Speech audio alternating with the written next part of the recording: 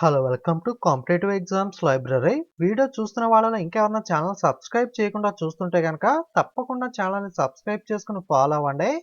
So next నేను upload చేసే వీడియోస్ని మీరు మిస్ అవ్వకుండా అయితే తెలుసుకోవచ్చు.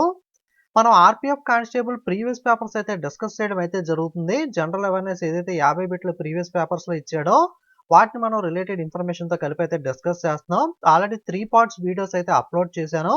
ఇది పార్ట్ 4 అంటే 4వ పేపర్ వీడియో ఇది. అలాగే మనకి ఎస్ఐకి సంబంధించి కూడా ఒక వీడియో అయితే అప్లోడ్ చేశాను. ఈ పేపర్ 12th ఫిబ్రవరి 2019లో జరిగిన ఆర్పిఎఫ్ కానిస్టేబుల్ పేపర్ అనేది. ఓకే. సో లాస్ట్ వీడియోకి 10,000 వ్యూస్ అలాగే 1 లైక్ టార్గెట్ అయితే ఇచ్చాను. 10,000 వ్యూస్ టార్గెట్ అయితే ఫినిష్ అయింది కానీ ఇంకా 1 లైక్ అయితే ఫినిష్ అవ్వలేదు. అట్లీస్ట్ ఈ వీడియోకైనా 1K అలాగే 10,000 వ్యూస్ టార్గెట్ అయితే త్వరగా ఫినిష్ చేయండి. ఓకే. సో ఇక క్వశ్చన్ చూసినట్లయితే which one of the following does not exist in the nucleus of a cell. Okay. Nucleus of a cell లో లేనిది ఏంటి అని అడుగుతున్నారు.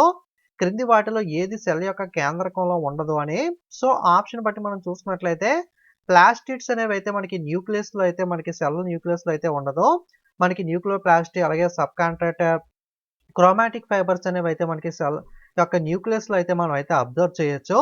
మనకి జనరల్ సైన్స్ అనేది 10th క్లాస్ బేసిక్లో మనకి ఎస్సీఆర్టీ బుక్స్ కానీ 8th 9th 10th కానీ లేదా కొంచెం మీకు లూసెంట్ బుక్ కానీ ఇటువంటివన్నీ కూడా జనరల్ సైన్స్ అనేది కొంచెం బయాలజీ లైఫ్ సైన్స్ ఇవన్నీ కూడా కొంచెం అయితే హ్యూమన్ బాడీ కానీ ఇవన్నీ కూడా కొంచెం డీటెయిల్గా అయితే చూసుకోండి.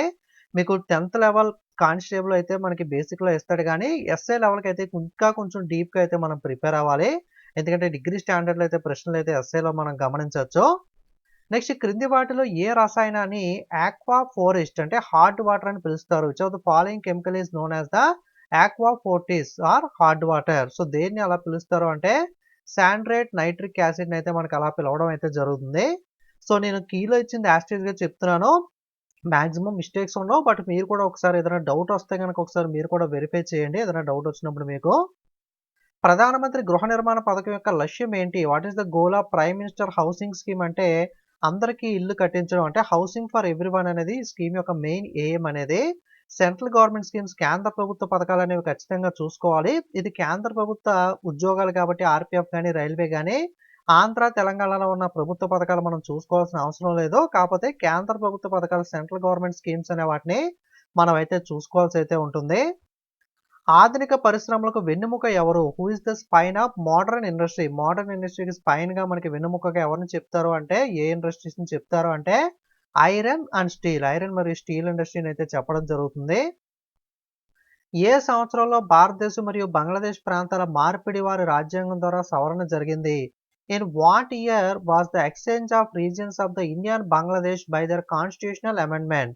ఓకే. ఏ సంవత్సరంలో ఈ అమెండ్మెంట్ జరిగింది అంటే 2015 సంవత్సరంలో అయితే జరిగింది. పాలిటీ రిలేటెడ్ గా మనకి ఇండియన్ కాన్స్టిట్యూషన్ కానీ అమెండ్మెంట్స్ కానీ ఆర్టికల్స్ మనకి సోర్స్ ఎక్కడి నుండి వచ్చింది ఇలాంటి రిలేటెడ్ ఇన్ఫర్మేషన్ మొత్తం కూడా మీరు మిస్ అవ్వకుండా చూసుకోవాలి. సాధారణంగా నీరు మరియు గాజు కంటే గాలి దృశ్యమానంగా డాష్ ఉంటుంది. Okay. Generally wind is visually dash than the water and glass. Okay. Space medium అనేది అయితే ఆన్సర్ అవుతుంది. అలాగే గోర్మారా నేషనల్ పార్క్ ఎక్కడ ఉంది? Where is the Gorumara national park? Okay. Gorumara national park జాతీయ పార్క్ అనేది ఏ రాష్ట్రంలో ఉంది అంటే వెస్ట్ బెంగాల్ పశ్చిమ బెంగాల్ అయితే ఉంటుంది. జాతీయ పార్కులు కానీ టైగర్ రిజర్వ్స్ కానీ ఇంపార్టెంట్ పోర్ట్స్ కానీ అలాగే మనకి ఇంపార్టెంట్ ఇంటర్నేషనల్ ఎయిర్పోర్ట్స్ కానీ ఓకే అలాగే డ్యామ్స్ కానీ ఇలాంటివి స్ట్రాటజికల్ ఏవైతే ఇంపార్టెంట్ ఉంటాయో అవన్నీ ఎక్కడెక్కడ ఉన్నాయన్నది అయితే మీరు తెలుసుకోవాలి. అలాగే డ్యామ్స్ అనేవి ఏ నదులపై నిర్మించాడు ఎక్కడ ఉంది ఓకే ఇలా కంప్లీట్ గా మీరు అయితే చూసుకోవాలి. అలాగే 1200 బీసీ వీర్ష శివోద్యమం ఎక్కడ జరిగింది? ఓకే. 1200 బీసీ మనకి వీర్ష శివ మూమెంట్ అనేది ఏ రాష్ట్రంలో జరిగింది అని అడుగుతున్నారు. ఇది కర్ణాటక రాష్ట్రంలో అయితే జరిగింది. అలాగే ఆవిరిని నీటిలోకి తిరిగి ఘనీభవించినప్పుడు వేడి అనేది ఏమవుతుంది? When vapour is condensed back into the water the heat is dash. Heat is liberated. Okay. Heat అనేది లిబరేట్ అయితే అవుతుంది. అలాగే ఉత్తర మైదానాల్లో ఎలాంటి నేల కనిపిస్తుంది? What kind of soil is found in the northern plains. Okay. మనకి ఉత్తర మైదానంలో నార్థరన్ ప్లెయిన్స్ లో ఎటువంటి నేల కనిపిస్తుంది ఎక్కువగా అంటే ఒండ్రు నేల. ఓకే. అలవేల్ సాయిల్స్ అనేవి ఎక్కువగా అయితే కనబడతాయి. నెక్స్ట్ క్రింది వాటిలో పర్వత నది ఏది? Which of the following is the mountainous river. Okay. Mountainous river ఏది కింది వాటిలో అంటే గంగా నది పర్వత నది అని అయితే పేర్కొనబడుతుంది. కొంకణి, మణిపూరి మరియు నేపాలీ భాషలు ఇప్పుడు భారతీయ 8వ షెడ్యూల్‌లో చేర్చబడ్డాయి. మనకి ఎన్నో సంవత్సరంలో చేర్చబడ్డాయి. Okay. Konkani, Manipuri and Nepali languages are now included in the 8th schedule of Indian constitution in which year? Okay. మనకి 22 భాషలైతే ఈ కాన్స్టిట్యూషన్ 8th షెడ్యూల్ అయితే చేర్చబడడం జరిగింది. ఒక్కొక్క లాంగ్వేజ్‌ని మనకి కొన్ని లాంగ్వేజ్‌ని కొన్ని సంవత్సరాల్లో యాడ్ చేసుకుంటూ అయితే వచ్చారు. ఈ కొంకణి, మణిపూరి, నేపాలీ భాషలను 8th షెడ్యూల్‌లో 1992వ సంవత్సరంలో అయితే జత చేయడం జరిగింది. సో, ఈ లాంగ్వేజ్ రిలేటెడ్‌గా 8th షెడ్యూల్ కాన్స్టిట్యూషన్ మీద లాంగ్వేజ్ రిలేటెడ్‌గా అయితే మనకి చాలా ఇంపార్టెంట్ టాపిక్ ఖచ్చితంగా బిట్స్ అయితే వస్తూ ఉంటాయి. ఒకసారి మనం చూసుకున్నట్లయితే అస్సామీ లాంగ్వేజ్ అనేది అస్సాం రాష్ట్రంలో మాట్లాడతారు. ఇది 1950లో యాడ్ చేశారు. బెంగాలీ అనేది వెస్ట్ బెంగాల్‌లో మాట్లాడతారు 1950లో. గుజరాతీ అనేది గుజరాత్ రాష్ట్రంలో మాట్లాడతారు. ఇది కూడా 1950లో. హిందీ అనేది నార్త్ ఇండియాలో మాట్లాడతారు. ఇది కూడా 1950లో. అలాగే కాశ్మీరీ అనేది జమ్మూ అండ్ కాశ్మీర్‌లో మాట్లాడతారు. అలాగే కన్నడ అనేది కర్ణాటకలో మాట్లాడతాడు. మలయాళం అనేది కేరళలో మాట్లాడతారు. మరాఠీ అనేది మహారాష్ట్రలోను, ఒడియా అనేది ఒడిస్సా, పంజాబీ పంజాబ్, సాంస్క్రిట్ అనేది కర్ణాటకలో శివమోగా డిస్ట్రిక్ట్‌లో అయితే మాట్లాడతారో, తమిళ్ అనేది తమిళనాడు ఇవన్నీ మీకు తెలిసిందే. ఈ భాషలు ఏవైతే చెప్పుకున్నామో ఇవన్నీ కూడా 1950వ సంవత్సరంలోనే మనకి యాడ్ చేయడం అయితే జరిగింది. అలాగే తెలుగు అనేది ఆంధ్రప్రదేశ్, తెలంగాణలో మాట్లాడతారు. ఉర్దూ అనేది జమ్మూ అండ్ కాశ్మీర్, తెలంగాణ, ఉత్తరప్రదేశ్‌లో మాట్లాడతారు. ఈ 2 కూడా 1950లోనే జత చేయడం జరిగింది. Okay. Most of the languages అనేవి మనకి 1950లో అయితే యాడ్ చేశారు. ఇవన్నీ కూడా మీరు స్క్రీన్‌షాట్ తీసుకొని చూసుకోండి. అలాగే సింధీ భాష అనేది రాజస్థాన్, గుజరాత్, మధ్యప్రదేశ్‌లో మాట్లాడతారు. ఇది 1967. కొంకణి అనేది గోవా 1992. మణిపురి అనేది మణిపూర్ 1992. నేపాలీ అనేది సిక్కిం, అస్సాం, అరుణాచల్ ప్రదేశ్‌లో అయితే మాట్లాడతారు. ఇది 1992. మనకి ఈ క్వెషన్ అయితే అడిగారు. 1992 కొంకణి, మణిపురి, నేపాలీ లాంగ్వేజెస్ అనేవి. సో, మనకి కొంకణి, నేపాలీ, మణిపురి ఈ 3 కూడా మనకి 1992లో అయితే యాడ్ చేయడం అయితే జరిగింది. అలాగే బోడో లాంగ్వేజ్ అనేది అస్సాం మరియు మేఘాలయలో మాట్లాడతారు. ఇది 2004లోను. డోగ్రి అనేది జమ్మూ అలాగే హిమాచల్ ప్రదేశ్‌లో మాట్లాడతారు. మైథిలి అనేది బీహార్, జార్ఖండ్‌లోను. సాంతాలి అనేది వెస్ట్ బెంగాల్, జార్ఖండ్, ఒడిస్సాలోను మాట్లాడతారు. ఈ 3 అనేది 2004లో అయితే జత చేయడం అయితే జరిగింది. సో, బోడోతో కలిపి ఇవన్నీ కూడా మనకి 2004లో అయితే జత చేశారు. కాబట్టి ఇయర్ వైస్‌గా కంపారిజన్ చేసుకొని మీరైతే గుర్తుపెట్టుకునే ప్రయత్నం చేయండి. ఇవన్నీ కూడా 2004లోను, ఈ పైవి 1992లోను, అలాగే సింధీ ఒకటి మాత్రం రాజస్థాన్, గుజరాత్, మధ్యప్రదేశ్‌లో మాట్లాడేది 1967లోను. మిగతావన్నీ కూడా 1950లోను అయితే మనకి జత చేయడం అయితే జరిగింది. ఓకే. వీటి మీద ఖచ్చితంగా క్వెషన్ వచ్చే అవకాశం ఉంది కాబట్టి మిస్ అవ్వకుండా అయితే గుర్తుపెట్టుకునే ప్రయత్నం అయితే చేయండి. నెక్స్ట్ ఛార్జ్ చేయబడిన లేదా మానవ శరీరం మారని శరీరంపై ఛార్జ్ చేయబడిన శరీరం ఏ శక్తిని ఉత్పత్తి చేస్తుంది? What force is produced by the charged body on another charged or uncharged body? Okay. Charge చేయబడిన లేదా మారని శరీరంపై ఛార్జ్ చేయబడిన శరీరం ఏ శక్తిని ఉత్పత్తి చేస్తుందంటే ఎలక్ట్రోస్టాటిక్ ఫోర్స్, ఎలక్ట్రోస్టాటిక్ శక్తిని అయితే ఉత్పత్తి చేస్తుంది.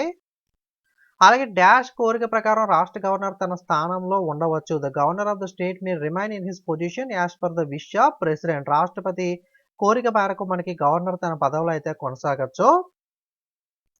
ప్రసిద్ధ కాందారియా మహాదేవ్ ఆలయం ఎక్కడ ఉంది? Where is the famous Kandariya Mahadev temple located? Okay. ఈ కాందారియా మహాదేవ్ ఆలయం అనేది మధ్యప్రదేశ్ రాష్ట్రంలో అయితే ఉంటుంది. ప్రముఖ దేవాలయాలు ఎక్కడెక్కడ ఉన్నాయన్న దాని మీద కూడా ప్రశ్నలు అడుగుతారు. ఆ టాపిక్ కూడా చూసుకోవాలి.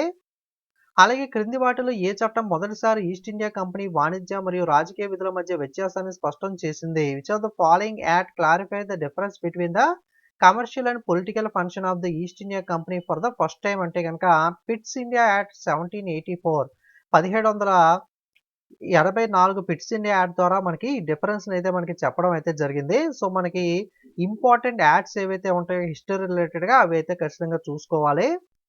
అలాగే బీమా India interface for money mobile application ఎప్పుడు ప్రారంభించారు? ఓకే. బీమా అనే ఇండియా ఇంటర్ఫేస్ ఫర్ మనీ అనే మొబైల్ అప్లికేషన్ ఎప్పుడు ప్రారంభించారంటే 2016లో ప్రారంభించారు. ఇది కరెంట్ అఫైర్స్ కిందకైతే వస్తుంది. మనకి ఎగ్జామ్ అప్పట్లో జరిగింది కాబట్టి కొంచెం అప్పటికి అంటే కొంచెం అప్పటికైనా సరే 2019 కన్నా సరే మనకి 3 ఇయర్స్ బ్యాకే. కాకపోతే కొన్ని ఇంపార్టెంట్ అయినవి ఈ విధంగా కూడా బాగా లాంగ్‌కి వెళ్లి కూడా అడుగుతూ ఉంటాడు. అలాగే జాతీయ పెన్షన్ పథకంలో చేరడానికి కనీస వయో పరిమితి ఎంత? What is the minimum age limit for the joining of national pension scheme? Okay. కేంద్ర ప్రభుత్వ పథకాల్లో భాగంగా ఎన్‌పీఎస్‌లో చేరడానికి ఏజ్ మినిమమ్ ఎంత అంటే 18 ఇయర్స్ 18 సంవత్సరాలు అయితే ఉంటుంది. 1761లో ఏ యుద్ధంలో ఓటమి తర్వాత మరాఠీలు ఢిల్లీని పాలించాలనే కలను అరికట్టారు? 1761 after the defeat of which war Marathas were kerbing the dream of ruling in Delhi అంటే గనక third war of Panipat. Okay. మూడవ పానిపట్ యుద్ధంకి సంబంధించి ఆన్సర్ అయితే అవుతుంది. ఓకే. 1761లో మనకి ఏ యుద్ధంలో ఓటమి తర్వాత మరాఠీలు ఢిల్లీని పాలించాలనే కలను అరికట్టారంటే మూడవ పానిపట్ యుద్ధం తర్వాత. క్రింది వాటిలో భారత సమాఖ్య వ్యవస్థపై ఆధారపడినది ఏది? Which of the following model is based on the Indian federal system. Okay. మనకి ఆర్‌పీఎఫ్‌లో క్వెషన్స్ అనేవి అంత ప్రామినెంట్‌గా ఉండవు. ఎందుకంటే పేపర్ తయారు చేసేది మనకి టీసీఎస్ కాదు. అంటే ఈసారి ఎవరనేది బిడ్డింగ్ ఇంకా నడుస్తుంది. ఫైనలైజ్ అయితే అవ్వలేదు. బట్ లాస్ట్ టైమ్ వేరే ఆర్గనైజేషన్ తయారు చేయడం వల్ల క్వెషన్స్ గాని, ఆప్షన్స్ గాని కొంచెం మనకి క్లారిటీగా అయితే ఉండవు. మిస్టేక్స్ అయితే మనకి ప్రాపర్‌గా ఫ్రేమింగ్ అనేది కూడా క్వెషన్ ఫ్రేమింగ్ అనేది కూడా ప్రాపర్‌గా అయితే ఉండదు. సో, ఒకసారి వీటిని గమనించండి. సో, ఒక్కొక్కసారి కన్‌ఫ్యూజ్ అవ్వకండి. సో, మనకి కెనడియన్ మోడల్ నుండి అయితే మనకి ఇండియన్ ఫెడరల్ సిస్టమ్‌నయితే తీసుకోవడం జరిగింది. అంటే కాన్స్టిట్యూషన్‌లో కొన్ని కొన్ని వాటిని ఎక్కడి నుండి తీసుకున్నారని అయితే అడుగుతారు కదా! బారోయింగ్ అనేది ఎక్కడి నుండి తీసుకున్నారని. మనకి federal system with strong central government distribution of power between central and state government గాని, residual powers of central government, advisory jurisdiction of supreme court, center power to appoint governor of states గాని, centrifugal form of federalism where the center is stronger than the states. Okay. వీటన్నిటిని కూడా Canada రాజ్యాంగం నుండి అయితే మనం borrow చేసుకోవడం అయితే జరిగింది. ఫెడరల్ సిస్టమ్ అనేది ఏ దేశం నుండి మనం తీసుకున్నాం అని చెప్పి అడగాల్సిన ప్రశ్న ఇది. కొంచెం కన్‌ఫ్యూజన్‌గా అయితే అడిగాడు. ప్రసిద్ధ జాఫ్నా నగరాన్ని ఎవరు నిర్మించారు? Who built the famous city of Jaffna అంటే గనక మహమ్మద్ బిన్ తుగ్లక్ అయితే మనకి జాఫ్నా నగరాన్ని అయితే నిర్మించడం జరిగింది. అలాగే క్రింది వాటిలో ఏది భారత రాజ్యాంగంలో పంచాయతీకి సంబంధించి which of the following is related to the panchayat of Indian constitution అంటే 9వ భాగం అనేది పంచాయతీకి సంబంధించింది. మనకి భాగాలనేవి ఉంటాయి. కొన్ని ముఖ్యమైన భాగాలు గమనిస్తే గనక ఇక్కడ పార్ట్ 9 9వ భాగం అడిగారు కదా! ఇది పంచాయతీ. 9A అనేది మున్సిపాలిటీస్. అలాగే 9B అనేది కోఆపరేటివ్ సొసైటీస్. అలాగే 8 అనేది ఈ కేంద్రపాలిత ప్రాంతాలు, యూనియన్ టెరిటరీస్. అలాగే 6 అనేది స్టేట్ గవర్నమెంట్, 5 అనేది యూనియన్ గవర్నమెంట్. 4A చాలా ఇంపార్టెంట్ ఫండమెంటల్ డ్యూటీస్. పార్ట్ 4 ఆదేశిక సూత్రాలు DPSP directive principles of state policy. Part 3 అనేది ఫండమెంటల్ రైట్స్ ఇది కూడా important. Part 2 citizenship. Part 1 union and territory. ఎక్కువగా రిపీటెడ్‌గా fundamental rights part 3, fundamental duties part 4A, DPSP ఆదేశిక సూత్రాలు పార్ట్ 4 ఇవి అలాగే పంచాయతీ మున్సిపాలిటీస్. ఓకే. ఈ 5 కూడా ఎక్కువ సార్లు అయితే రిపీటెడ్‌గా అడుగుతూ ఉంటాడు. ఖచ్చితంగా చూసుకోండి ఇవన్నీ కూడా. ఇంకా చాలా ఉంటాయి. బట్ ఇంపార్టెంట్ ఒకసారి మీకు చెప్తున్నాను. అలాగే 2017లో హాకీ పురుషుల ఆసియా కప్ అనేది ఏ దేశం గెలుచుకుంది? Which country వోన్ the hockey men Asia cup in 2017? 2019లో జరిగిన ఎగ్జామ్ కాబట్టి 2017కి సంబంధించి ప్రశ్న అయితే అడిగారో అప్పటికి 2 ఇయర్స్ బ్యాక్ క్వెషన్ ఇది. కాకపోతే స్పోర్ట్స్‌లో బాగా ఇంపార్టెంట్ అయినవి మన ఇండియా విన్ అయినవి గాని ఇలాంటివి కొంచెం బ్యాక్ వెళ్లి కూడా అడుగుతూ ఉంటాడు. మనకి 2017లో ఢాకా బంగ్లాదేశ్‌లో ఈ ఆసియా హాకీ కప్ అనేది జరిగింది. భారతదేశం గెలుచుకుంది. మలేషియా రన్నర్‌గా ఉంది. రీసెంట్‌గా చూసుకున్నట్లయితే మనకి 2022లో అయితే జరిగింది. ఇది జకార్తా ఇండోనేషియాలో జరిగితే సౌత్ కొరియా గెలుచుకుంది. మలేషియా సేమ్ రన్నర్‌గా అయితే ఉంది. ఓకే.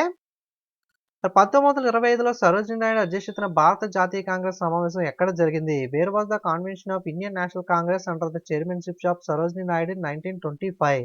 1925లో మనకి ఎక్కడ జరిగింది కాంగ్రెస్ మీటింగ్ అనేది సరోజినీ నాయుడు గారి అధ్యక్షతన అంటే గనక కాన్పూర్‌లో అయితే జరిగింది. ఈ భారత జాతీయ కాంగ్రెస్ సమావేశాలు అంటే జనగణమన ఏ సమావేశంలో పాడారు? ఓకే. మనకి పలానా వ్యక్తి నాయకత్వంలో మనకి ఈ ఇండియన్ నేషనల్ కాంగ్రెస్ ఎప్పుడు జరిగింది? లేదా ఒక ఈవెంట్ అనేది ఇచ్చి అది ఏ సంవత్సరంలో జరిగింది? ఇలా ఏదో ఒక రకంగా ఐఎన్‌సి మీటింగ్స్ మీద అయితే ప్రశ్నలు అడుగుతారో, దీని గురించి మనం డీటెయిల్‌గా ఒక సెపరేట్ వీడియోలో అయితే మాట్లాడుకుందాం. మళ్ళీ ఇప్పుడు అవన్నీ చెప్తే లెంథీ అయిపోతుంది కాబట్టి వాటన్నిటిని చెప్పట్లేదు. పెద్ద టాపిక్ కాబట్టి ఒకసారి సెపరేట్ వీడియోలో ఇండియన్ నేషనల్ కాంగ్రెస్ మీటింగ్స్‌కి సంబంధించి ఇంపార్టెంట్ పాయింట్స్ అన్ని కూడా మనం డిస్కస్ చేద్దాం. నెక్స్ట్ 1970, 71లో ఇండియన్ రిఫార్మ్ అసోసియేషన్ స్థాపకుడు ఎవరు? 1970, 71 70, 71 who was the founder of Indian reform association? Okay. ఎవరు అంటే కేశవ్ చంద్ర సేన్. అలాగే ప్రపంచంలోనే అత్యధిక బాక్సైట్ ఉత్పత్తి ఎక్కడ జరుగుతుంది? హైయెస్ట్ బాక్సైట్ ప్రొడక్షన్ వరల్డ్‌లో ఎక్కడ జరుగుతుందంటే ఆస్ట్రేలియా దేశంలో జరుగుతుంది. ఈ టాపిక్ కూడా ఖచ్చితంగా అడుగుతూ ఉంటాడు. వరల్డ్‌లో కొన్ని ఇంపార్టెంట్ ప్రొడక్ట్స్ అనేవి ఎక్కడెక్కడ మనకి ఎక్కువగా ఎక్కడ ప్రొడ్యూస్ అవుతాయి? డైమండ్స్ అనేవి ఎక్కడ దొరుకుతాయి? ఇలాంటివి గాని, అలాగే స్టేట్ వైడ్‌గా కూడా మనకి ఇండియాలో వరి ఎక్కువగా ఏ రాష్ట్రంలో పండుతుంది? స్టేట్ అలాగే వరల్డ్ వైడ్ కూడా ఇటువంటివి చూసుకోవాలి. రాష్ట్ర అత్యున్నత న్యాయ అధికారి ఎవరు? Who is the supreme law officer of the state అంటే అడ్వకేట్ జనరల్ అయితే అవుతారు. అలాగే కంపెనీ చట్టం యొక్క నిర్వహణకు చెందిన కంపెనీ ఏది? Okay. Which company belongs to the management of the company act అంటే మినిస్ట్రీ ఆఫ్ కార్పొరేట్ అఫైర్స్ కిందకైతే వస్తుంది. కంపెనీ యాక్ట్ అనేది. కింది వాటిలో ఏది భారత రాజ్యాంగంలో స్టేట్ కౌన్సిల్ నిర్మాణానికి సంబంధించింది? Which of the following is related to the structure of state council of the Indian constitution? Structure of state council అనేది మనకి ఆర్టికల్ 80లో అయితే చెప్పడం జరిగింది. జూడో యొక్క ప్రాముఖ్యత డాష్ ధరించడంలో కనుగొనబడింది. Significance of judo is found in wearing of okay colour belts. Okay question కొంచెం different గా ఉంది. కలర్ బెల్ట్స్ జూడో రిలేటెడ్ గా ఇవ్వడం జరిగింది. క్రింది వాటిలో త్రిభుజాకార అణువు ఏది? Which of the following is the triangular molecule? Triangular molecule ఏది అంటే మనకి ఓజోన్ అయితే అవుతుంది. స్నూకర్ లో బంతి Q4 చేత చంపబడుతుంది. దీన్ని ఏమంటారు? In snooker the ball is killed by the Q4 which is called okay object ball అని అయితే అంటారు. స్నూకర్ లో మనకి ball is killed by the Q4 ని మనకి ఏమంటారు అంటే ఆబ్జెక్ట్ బాల్ అని అయితే పిలవడం జరుగుతుంది. అంటే గేమ్స్ రిలేటెడ్‌గా కూడా స్పోర్ట్స్‌లో ఉండే టర్మ్స్ గాని, స్పోర్ట్స్‌లో ఉండే టెర్మినాలజీస్ గాని అంటే బ్యాడ్మింటన్‌లో ఎటువంటి పదాలుంటాయి అంటే మనకి ఎగ్జాంపుల్ ఎల్‌బి‌డబ్ల్యూ అనే పదం ఏ క్రీడలో ఉంటుంది? లవ్ అనే పదం ఏ క్రీడలో ఉంటుంది? ఓకే. ఇలాంటివి గాని అలాగే స్పోర్ట్స్ రిలేటెడ్‌గా ట్రోఫీస్ గాని, okay. Sports terminology, sports trophies గాని, అలాగే స్పోర్ట్స్ వెన్యూస్ ఎక్కడెక్కడ జరిగాయి, ఎక్కడెక్కడ జరగబోతున్నాయి గాని, అలాగే స్పోర్ట్స్‌లో ఎవరెవరు విన్ అయ్యారు, స్పోర్ట్స్‌లో ఎవరు విన్ అయ్యారు, ఇలా ఏదో ఒక రకంగా స్పోర్ట్స్‌లో మనకైతే క్వెషన్స్ అయితే అడుగుతూ ఉంటాడు. కాబట్టి స్పోర్ట్స్ టాపిక్ అనేది రైల్వేలో అస్సలు మిస్ అవ్వకుండా ప్రిపేర్ అవ్వాల్సిన టాపిక్ అనేది. 2016 రియో ఒలింపిక్స్‌లో పురుషుల, మహిళల బాస్కెట్‌బాల్‌లో బంగారు పతకం సాధించిన దేశం ఏది? ఓకే. మనకి 2016 రియో ఒలింపిక్స్ జరిగాయి కదా! దాంట్లో మెన్స్, ఉమెన్స్ బాస్కెట్‌బాల్‌లో గోల్డ్ మెడల్ సాధించిన టీమ్ గురించి అయితే అడుగుతున్నారు. అంటే 2019కి కొంచెం దగ్గరగానే ఉంది కాబట్టి 2016 అయితే అడిగారు. సో, మనకి రీసెంట్ ఒలింపిక్స్ ఏవైతే ఉన్నాయో ఎగ్జామ్ జరిగేదానికి ముందు ప్రీవియస్ ఏవైతే ఉన్నాయో వాటి నుండి కూడా అడిగే అవకాశం అయితే ఉంది. సో, యునైటెడ్ స్టేట్స్ అయితే అప్పట్లో గెలుచుకోవడం జరిగింది. కింది వాటిలో శిలీంధ్రాల అధ్యయనానికి సంబంధించింది ఏది? Which of the following is related to the study of fungi అంటే గనక ఫంగల్ సైన్స్ అనేది అయితే అవుతుంది. సో, ఈ విధంగా స్టడీ ఆఫ్ అంటే మనకి ఫాదర్ ఆఫ్ గ్రీన్ రెవల్యూషన్ ఎవరని గాని, అలాగే స్టడీ ఆఫ్ మనకి భూకంపాల మీద అధ్యయనం చేసేదాన్ని ఏమంటారు? అలాగే మనకి ఇలాంటి క్వెషన్స్ ఉంటాయి కదా! కొన్ని కొన్ని స్టడీ ఆఫ్ అని చెప్పి అటువంటివైతే మనకు కూడా చూసుకోవాలి జనరల్ సైన్స్‌లో అడుగుతూ ఉంటాడు. భారత ఆర్థిక సంఘం మనకి Indian finance commission is formed okay. ఎవరు ఫార్మ్ చేస్తారు భారత ఆర్థిక సంఘాన్ని ఫైనాన్స్ కమిషన్ అంటే రాష్ట్రపతి అయితే ఫార్మ్ చేయడం జరుగుతుంది. వస్తువు యొక్క స్థానభ్రంశం 0 అయితే వస్తువుపై శక్తి చేసే పని ఏమిటి? The displacement of the object is 0 then what will be the work done by the force on an object? అంటే మనకి 0 అయితే అవుతుంది. క్రింది వాటిలో ఏ కణ అవయవాన్ని ఆత్మహత్య సంచులు అని అంటారు ఓకే. మనకి సూసైడల్ బ్యాగ్స్ అని చెప్పి పిలవడం జరుగుతుంది. ఏ సెల్ ఆర్గాన్ ని సూసైడల్ బ్యాగ్స్ ఆత్మహత్య సంచులు అని పిలుస్తారంటే లైజోజోములని అయితే ఆ విధంగా పిలవడం జరుగుతుంది. ట్విలైట్ అండ్ రబ్బింగ్ ఈ ఆటకి సంబంధించింది ఓకే. స్పోర్ట్స్ రిలేటెడ్ టెర్మినాలజీ మీద అడుగుతారని చెప్పాను కదా! ట్విలైట్ అండ్ రబ్బింగ్ అనేది కర్లింగ్ అనే గేమ్‌కి సంబంధించింది. చాలా మంది అసలు ఈ గేమ్ పేరు కూడా ఫస్ట్ టైమ్ వినుంటారు. సో, ఇది చాలా ఎక్కువ మంది అంత ఫేమస్ అయితే కాదు మన సైడ్ మనకి. కాబట్టి ఎవరికీ కూడా ఐడియా ఉండే ఉండదు. ఒకసారి మీరు గూగుల్‌లో కావాలంటే సెర్చ్ చేసి చూడండి కర్లింగ్ గేమ్ అని చెప్పి. పిక్చర్స్ వస్తాయి మీకు క్లారిటీ అయితే వస్తుంది. ఈ ట్వెల్లింగ్ అండ్ రబ్బింగ్ అనేది కర్లింగ్ అనేది గేమ్‌లో యూజ్ చేస్తారు. సాంప్రదాయ పైతాని పట్టు చీర ఏ రాష్ట్రంకి సంబంధించింది? ఓకే. మనకి ట్రెడిషనల్ పైతాని సిల్క్ సారీ అనేది ఎక్కడి నుండి ఆరిజినేట్ అయింది అంటే మహారాష్ట్ర రాష్ట్రం నుండి ఆరిజినేట్ అవ్వడం జరిగింది. భగత్ సింగ్, సుఖదేవ్ మరియు రాజ్‌గురును ఏ కుట్ర కేసులో నిందితులుగా ఉన్నారు? ఓకే. భగత్ సింగ్, సుఖదేవ్, రాజ్‌గురును మనకి ఏ కాన్స్పిరసీ కేసులో మనకి ఉరి తీశారు అంటే గనక లాహోర్ కాన్స్పిరసీ కేసులో ఉరి తీయడం అయితే జరిగింది. ఓకే. ఎవరిని అక్యూజ్ చేశారు ఈ కేసులో అంటే లాహోర్ కాన్స్పిరసీ కేసులో అయితే ఈ భగత్ సింగ్, సుఖదేవ్, రాజ్‌గురును అయితే అక్యూజ్ చేయడం అయితే జరిగింది. అలాగే క్రింది వాటిలో ఏది రాష్ట్ర శాసనసభ ఆమోదించిన కొన్ని రకాల బిల్లును రిజర్వ్ చేయగలదు రాష్ట్రపతి పరిశీలన మేరకు అంటే which of the following can reserve some type of bills passed by the state legislator for the consideration of president అంటే కనుక గవర్నర్ అయితే అవుతుంది. డాష్ యొక్క వెర్చువల్ కదలికతో ఉష్ణమండల కన్వర్జెన్స్ ప్రాంతం జరుగుతుంది. The tropical convergence area happens with the virtual movement of sun okay. Sun అయితే అవుతుంది. అలాగే భూమి ఉపరితలం పైన ఉపరితలాన్ని ఏమంటారు? Top surface of the earth surface ఏమంటారంటే భూపటలం అని అయితే అంటారు. భూపట్టి లేదా భూపటలం. ప్రత్యేక భారతదేశంలో సిక్కు మరియు ఆంగ్లో ఇండియన్ ప్రజలను క్రింది నిర్ణయాల్లో ఏది ఇవ్వబడింది? Okay. Which of the following decision was given to the Sikh and Anglo Indian people in separate India as a separate constitution అంటే గనక కమ్యూనల్ ఆర్బిట్రేషన్ 1932 అయితే మనకి దీని ద్వారా అయితే ఇవ్వడం జరిగింది. ఏ అటవీ చెట్లు తమ ఆకులను వదలడానికి ఖచ్చితమైన సమయాన్ని కలిగి ఉండవు. Which forest trees does not have the definite time to drop their leaves అంటే గనక మనకి ఉష్ణమండల సతత హరిత అడవులు ట్రాపికల్ ఎవర్గ్రీన్ ఫారెస్ట్ అయితే ఆన్సర్ అవుతుంది. సో మిగతావైతే గనక ఒక పర్టిక్యులర్ టైంలోనైతే మనకి ఆకులైతే విదులుస్తూ ఉంటాయి. స్కేట్‌లని ఏ ఆటలో ఉపయోగిస్తారో ఓకే. స్కేట్స్ అనేవి మనకి స్కేటింగ్, ఫిగర్ స్కేటింగ్‌లో అయితే యూజ్ చేస్తారో. అలాగే ఉత్తర నక్షత్రం ఉత్తర దిశను సూచించే బిందువేది? North star in the point indicating the north direction అంటే పోల్ స్టార్ అయితే వస్తుంది. భారతదేశంలో ఏది చిన్నది?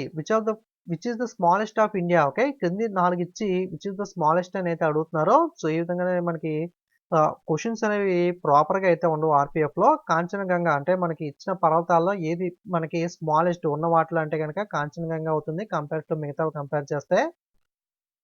క్రింది వాటిలో ఏ శాఖ ఆర్థిక మంత్రిత్వ శాఖ పరిధిలోకి రాదు అంటే గనక department of industrial policy and promotion అనేది ఆర్థిక శాఖ పరిధిలోకి రాదు. రెవెన్యూ ఎక్స్‌పెండిచర్ ఎకనామిక్ అఫైర్స్ అనేవి ఫైనాన్స్ మినిస్ట్రీ కిందకైతే ఆర్థిక మంత్రిత్వ శాఖ కిందకైతే రావడం జరుగుతుంది. ఏ యుద్ధం గంధమార్క్ సంధికి సంబంధించింది? Which war is related to the treaty of Gandamak అంటే గనక సెకండ్ ఆంగ్లో ఆఫ్ఘన్ వార్, రెండవ ఆంగ్లో ఆఫ్ఘన్ యుద్ధం అనేది ట్రీటీ ఆఫ్ గంధమార్క్‌కి సంబంధించింది. సో ఇదే మనకి ఈ 50 general awareness bit RPF constable paper 4లో అడిగినవి. నెక్స్ట్ వీడియోలో మనకి నెక్స్ట్ పేపర్‌లో అడిగిన 50 జనరల్ అవేర్నెస్ బిట్స్ అనేవి అయితే డిస్కస్ చేద్దాం. వీడియో మీకు యూజ్ అయితే ఒక లైక్, కామెంట్, షేర్ చేయండి. ఇంకా సబ్స్క్రైబ్ చేయని వాళ్ళు తప్పకుండా ఛానెల్‌ని సబ్స్క్రైబ్ చేయండి. అలాగే 10,000 వ్యూస్ అలాగే 1K లైక్స్ టార్గెట్ కంప్లీట్ చేయండి. సో నెక్స్ట్ వీడియో త్వరగా అప్లోడ్ చేస్తాను. ఓకే. అలాగే ఇన్‌స్టాగ్రామ్, టెలిగ్రామ్ లింక్స్ అనేవి డిస్క్రిప్షన్‌లో ఉంటాయి. అందులో కూడా ఫాలో అయినట్లయితే మీరు ఎటువంటి అప్డేట్స్ కూడా మిస్ అవ్వకుండా అయితే తెలుసుకోవచ్చు. ఓకే. Thanks for watching.